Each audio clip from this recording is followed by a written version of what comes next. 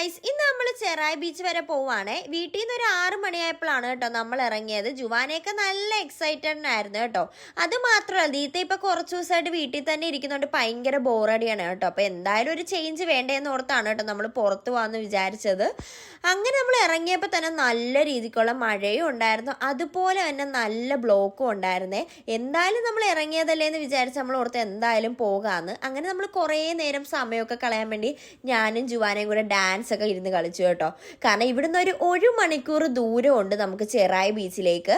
അങ്ങനെ നമ്മൾ ചെറായി ബീച്ചിൽ ചെന്നതിനപ്പോൾ ഇതായിരുന്നു അവസ്ഥ കേട്ടോ. ഫുൾ ഇരുട്ടായിരുന്നു, ഒന്നും കാണാൻ പറ്റുന്നില്ലായിരുന്നു കേട്ടോ.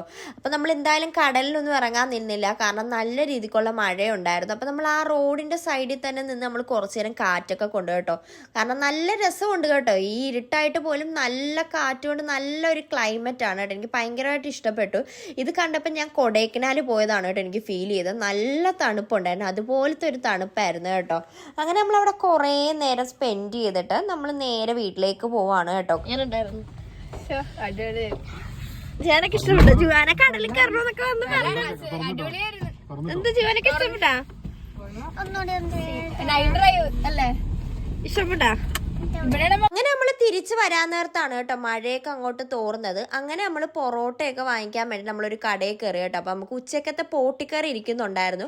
അങ്ങനെ വീട്ടിൽ ചെന്ന് കഴിഞ്ഞ് നോക്കിക്കഴിഞ്ഞപ്പോൾ ആ വഴി നിറച്ച് വെള്ളം കേട്ടോ. പിന്നെ ദീത്തയ്ക്ക് കാല് പൊള്ളിയോണ്ട് അങ്ങനെ വെള്ളത്തിൽ കൂടെ ഒന്നും നടക്കാൻ പറ്റാത്തതുകൊണ്ട് പിന്നെ സാബുങ്ങൾ അങ്ങോട്ട് എടുത്തോണ്ടൊക്കെ പോകുന്ന സീനാണ് കേട്ടോ. അങ്ങനെ നമ്മൾ വീട്ടിൽ ചെന്ന് കഴിഞ്ഞാൽ നമ്മൾ പോട്ടിക്കറിയും പൊറോട്ടയും കഴിച്ചു കേട്ടോ. നല്ല ഉഗ്രൻ ടേസ്റ്റ് ആയിരുന്നു. പിന്നെ പോട്ടി എന്തിൻ്റെ കൂടെ കഴിച്ചാലും നല്ല അടിപൊളി ടേസ്റ്റ് ആണല്ലോ.